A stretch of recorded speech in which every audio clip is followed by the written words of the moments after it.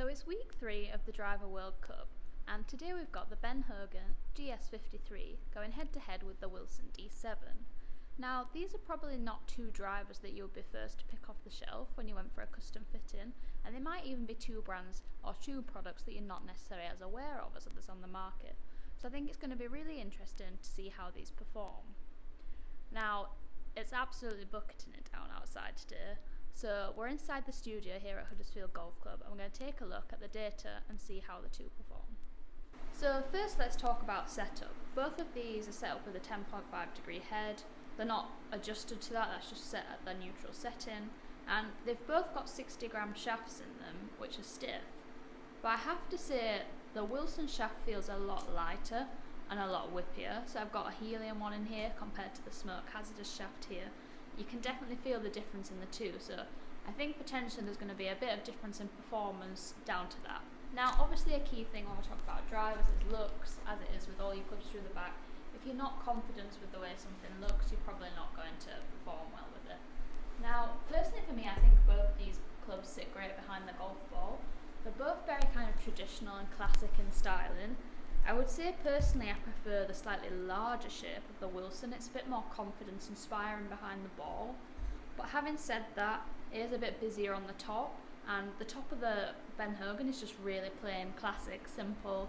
I prefer the black colouring, and it kind of reminds me of the TS2 in styling. So I think in terms of looks, the Ben Hogan has to take the win in this. In terms of feel, there was quite a big noticeable difference, and I think a lot of that came down to kind of the difference in weighting.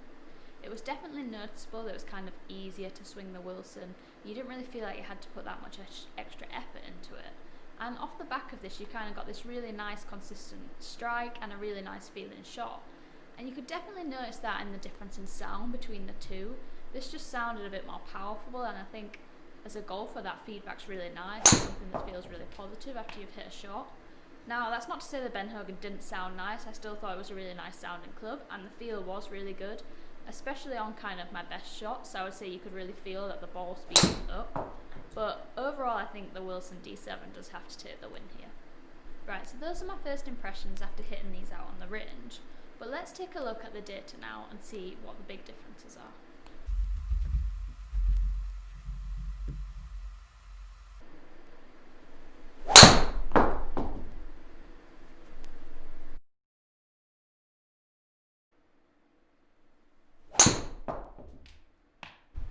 So I've hit 10 shots with the Wilson now, and I have to say the data is extremely consistent, which obviously is really impressive.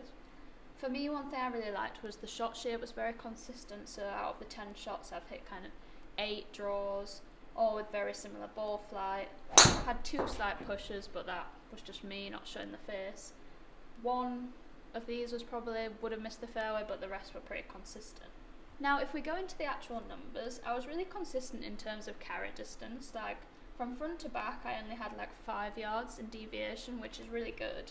So my shortest shot was travelling 225 yards carry, and my longest shot was actually out at 242. Now, I could definitely notice the difference in strike between these, which is definitely why I got the extra distance.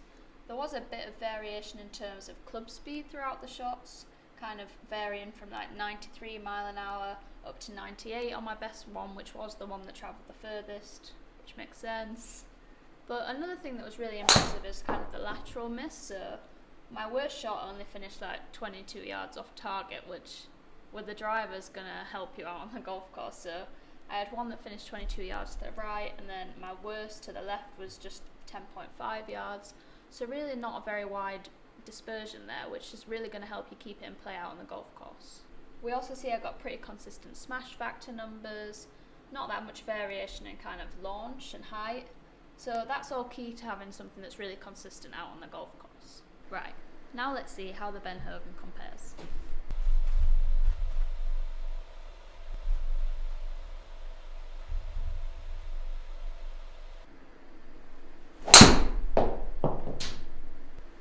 Definitely notice this feels a lot heavier to swing straight away, especially after hitting the other one and the build-up being kind of feeling so light through the ball.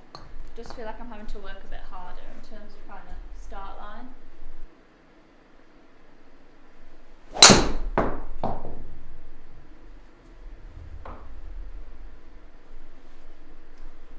smash factors up though, and I do have to say on kind of first impressions on data, the numbers do seem to be quite similar. So we'll hit a few more and then have a look at 10 shots comparison.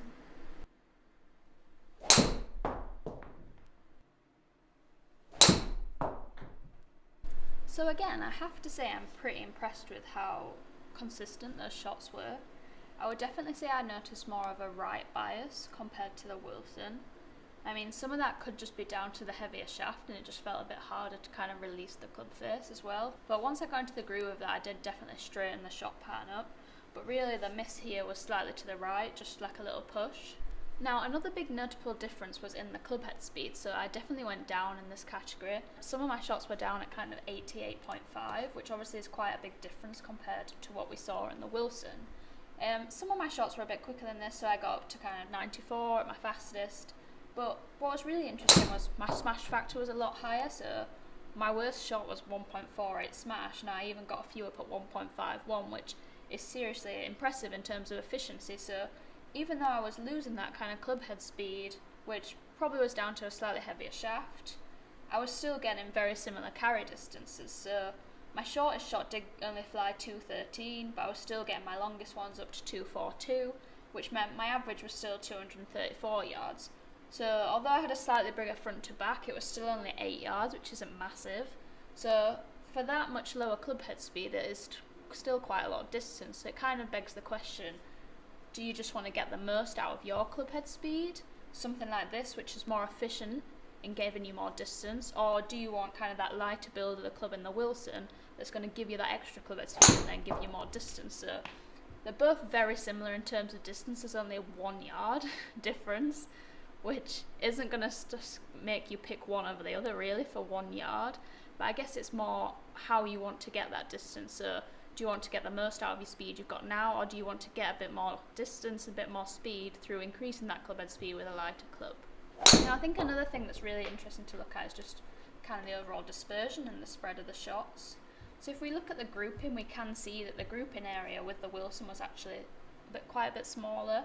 So we're talking like 1,000 square yards compared to kind of 1,800 square yards with the Ben Hogan. And I would also say that the Wilson was slightly more straighter down the target line, so the dispersion of shots was much more straight down your target, compared to the Ben Hogan was a little bit right biased.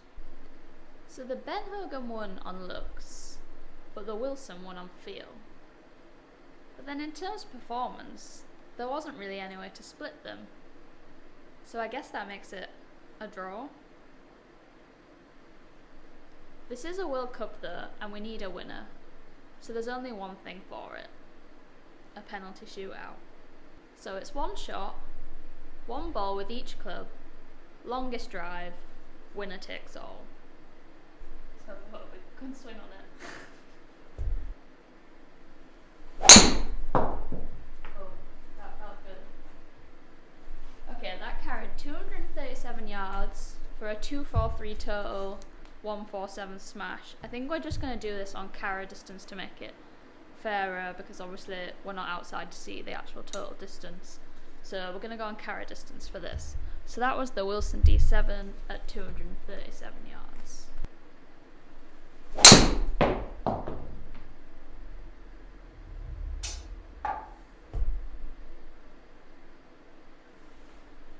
The Ben Hogan has absolutely just destroyed the Wilson there.